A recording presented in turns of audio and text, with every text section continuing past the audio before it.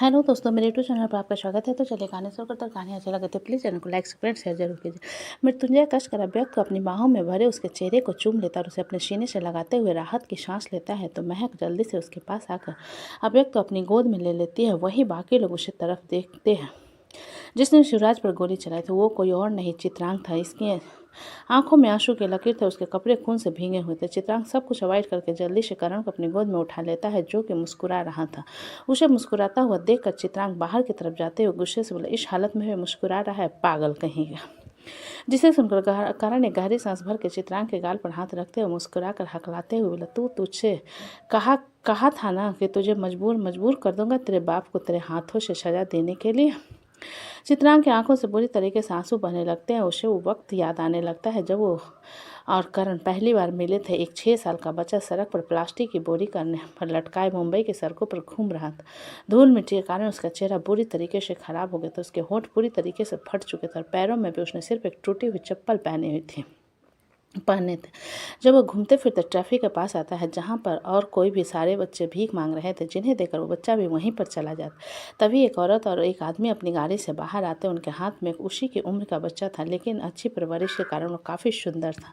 उसे देखकर वो गरीब बच्चा खुद को देखने लगता है और उदास हो जाता है। सामने वाला बच्चा अपने हाथ में टिफ़िन बॉक्स पकड़कर उसके पास आकर उसकी तरफ बढ़ते हुए बोला, आज मेरा बर्थडे है, इसलिए मैं सबको खाना दे रहा हूँ, तुम्हें भी चाहिए? उसकी बात पर गरीब बच्चा अपना सिर जल्दी से हिला देता है, जिसे देखकर वह मुस्कुराते उसके हाथ में टिफिन बॉक्स दे देता है। पीछे खड़ी औरत उस बच्चे के पास आकर बोली, करण, बाकी बच्चे और बच्चे हैं, उन्हें भी देना है ना? वंदना की बात सुनकर करण अपना सिर हिलाने के बाद सिर घुमाकर उस बच्चे की तरफ देखते हुए बोला, तुम्हारा नाम क्या है? वो बच्चा चुप रहता है, जिस पर करण उसके हाथ को पकड़ लेता है तो वो अपना हाथ छुड़ाने लगता है, जिस पर करण उसके हाथ पर अपनी पकड़ और मजबूत करते हुए कहता है, अरे मैंने पूछा तुम्हारा नाम क्या है? चित्रांग ने अपनी तोतली आवाज़ में घबराते हुए कहा, जिसे सुनकर करण अपना सिर हिलाते हुए, ठीक है, तुम कहाँ रहते हो? तुम्हारी मम्मी पापा कहाँ हैं? तभी एक आदमी दौड़ते हुए जाकर चित्रांग से बोला, चित्रांग, तेरी माँ को उल्टी हो रही है। उस आदमी की बात सुनकर चित्रांग करण से अपना हाथ छुड़ाकर दौड़ते हुए उस ट्रैफिक सिग्नल से दूर होते हुए एक कॉलोनी की तरफ भागने लगता है। करण अपने झटकाते हुए हाथ को देखने के बाद वंदना की तरफ देखते हुए बोला, मॉम, चित्रांग के मामा को उल्टी हो रही है, हमें उसकी हेल्प करनी चाहिए। वंदना करण की बात सुनकर अपना सिर हिला देती है और अपने हस्बैंड सूर्या की तरफ देखते हुए कहती है, सूर्या चावला, जो कि बाकी बच्चों को खाना दे रहे थे, वंदना की बात पर बोले, क्या हुआ वंदना? वंदना सूर्या की तरफ देखते हुए बोली, एक छोटा सा बच्चा था, उसकी माँ को उल्टी हो रही है, शायद हमारी ज़रूरत हो, प्लीज़ हेल्प करने की चलते हैं। सूर्या गहरी सांस भरकर अपना सिर हिलाते हुए बोले, ठीक है चलो।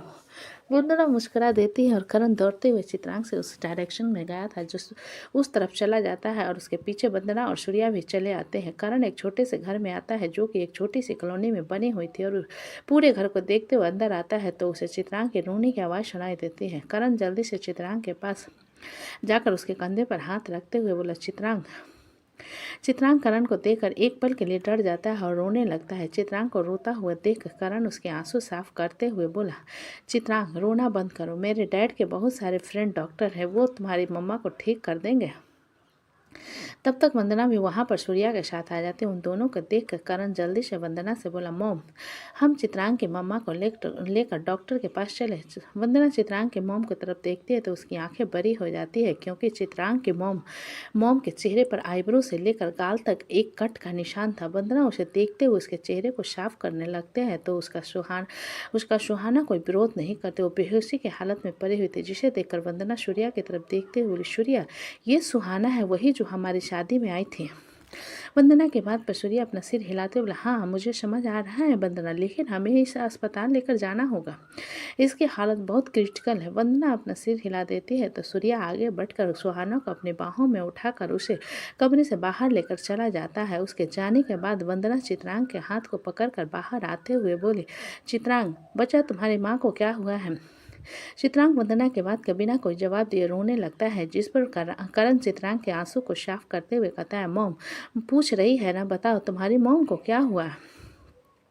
चित्रांग रोते हुए वंदना से बोला, माँ बात नहीं करती, हमेशा पड़ी रहती है। जिसे सुनकर वंदना की आंखें नम हो जाती है और चित्रांग को घुटने के बल बैठकर गले लगा लेती है तो चित्रांग वंदना को गले लगाकर रोने लगता है। कुछ देर बाद वो लोग अस्पताल पहुंच जाते हैं। तो सुहाना आईसीयू में थी और डॉक्टर बाहर वंदना से बात कर रहे थे। चित्रांग चुपचाप आईसीयू के अंदर सुहाना के हाथ को पकड़ बैठा हुआ था। वंदना डॉक्टर की बात सुनकर बोली, उसे बचा लीजिए डॉक्टर। डॉक्टर वंदना की बात पर अपना सिर नहीं में हिलाकर बोले, आई एम सॉरी, लेकिन वो कैंसर के लास्ट स्टेज में है, हम उन्हें नहीं बचा सकते। जिसे सुनकर वंदना नम आंखों से डॉक्टर को देखते हुए बोली, क्या मैं उससे मिल सकती हूँ? डॉक्टर वंदना की बात सुनकर अपना सिर हिला देते हैं, जिस पर वंदना आईसीयू के अंदर आ जाती है। सुहाना होश में थी, लेकिन अपनी आंखें बंद करके लेटी हुई थी।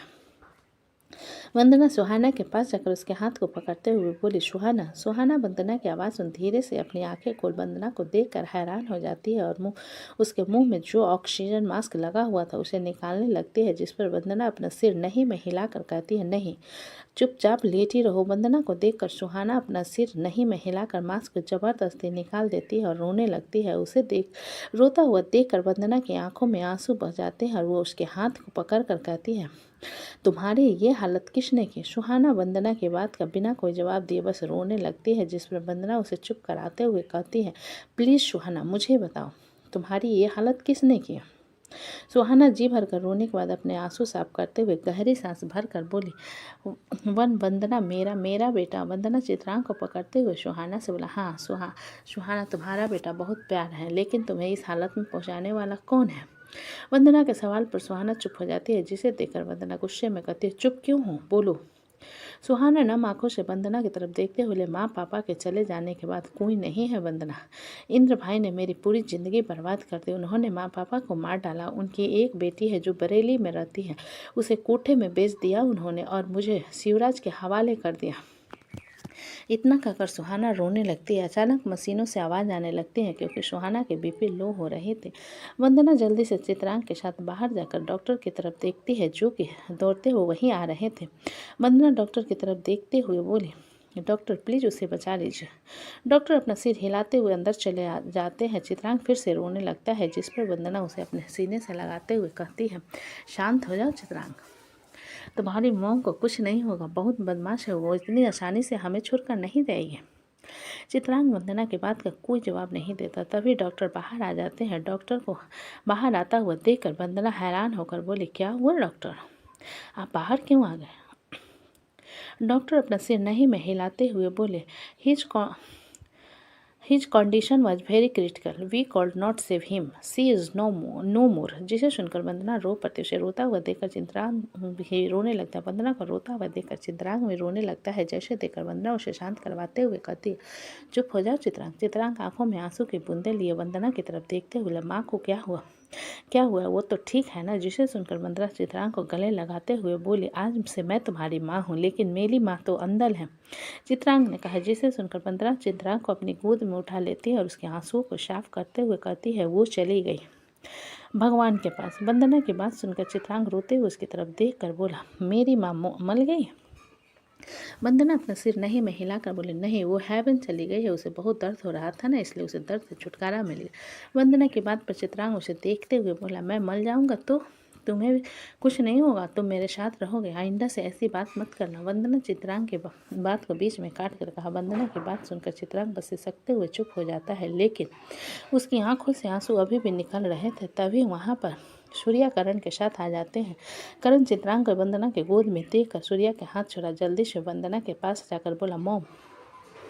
चित्रांग को क्या हुआ? वंदना करण की आवाज़ पर चित्रांग को नीचे उतार कर करण को अपने पास बुलाती है, तो करण उसके सामने आ जाता है। जिसे देख वंदना चित्रांग के हाथ को करण के हाथ में देते हुए कहती है, Karan, you are my intelligent son, right? जिसे सुनकर करण जल्दी से अपना सिर हिलाते हुए बोला, yes mom, so promise me you will never leave.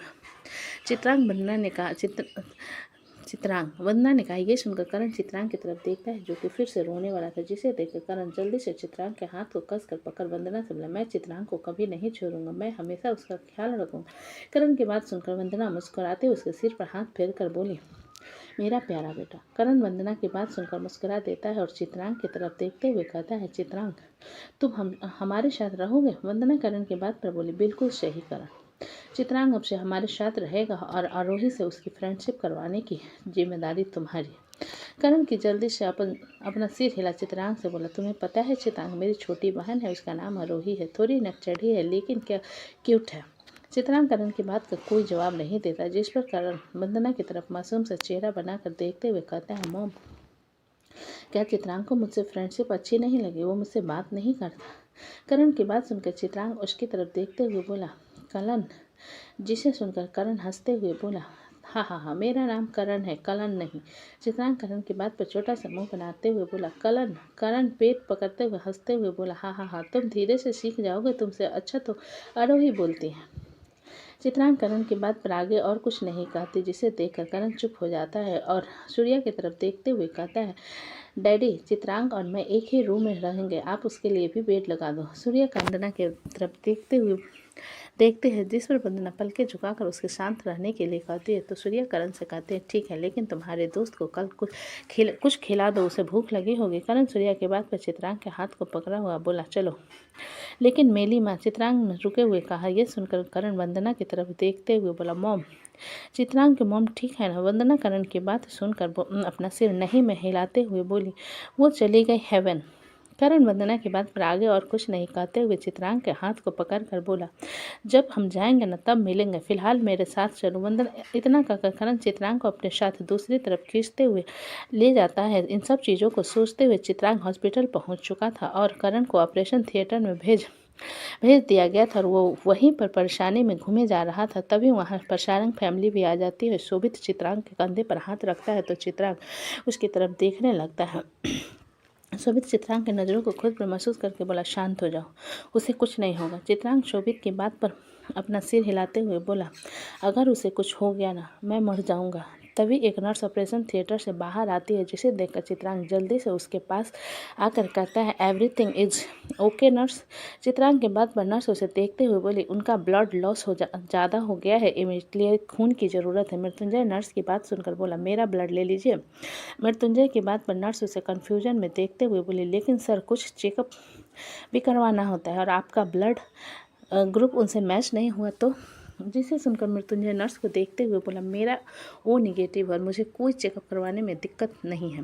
Mrityunjay की बात सुनकर नर्स अपना सिर हिला देती है और मृत्युंजय को अपने साथ लेकर अंदर चली जाती है। कुछ देर बाद डॉक्टर ऑपरेशन थिएटर से बाहर आते हैं। मृत्युंजय ऑलरेडी ब्लड देकर आ चुका था और वहीं कुर्सी पर बैठा हुआ था। डॉक्टर को देखकर चित्रांग उसे देखते हुए बोला, the operation was successful doctor.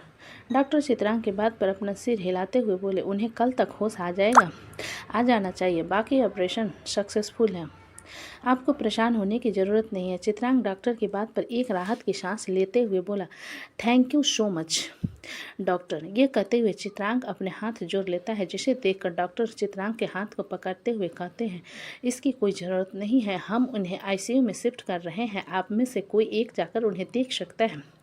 Chitrang doctor की बात सुनकर अपना सिर हिला देता है और डॉक्टर वहां से चले जाते हैं। डॉक्टर के जाने के बाद चित्रांग बाकी लोगों की तरफ देखते हुए बोला, यहाँ आने के लिए थैंक यू, लेकिन मेरा दोस्त ठीक है। मृत्युंजय चित्रांग की बात सुनकर बोला, तुम सारंग परिवार के बेटे हो। चित्रांग अपना सिर नहीं में हिलाकर बोला, कभी भी मेरा ये उद्देश्य नहीं था कि मैं सारंग खानदान में अपना नाम ढूंढूं, मैं तो बस ये चाह रहा था कि मेरी माँ के गुनहगारों को सजा मिले, जो कि मिल चुकी है, मुझे और कुछ नहीं चाहिए।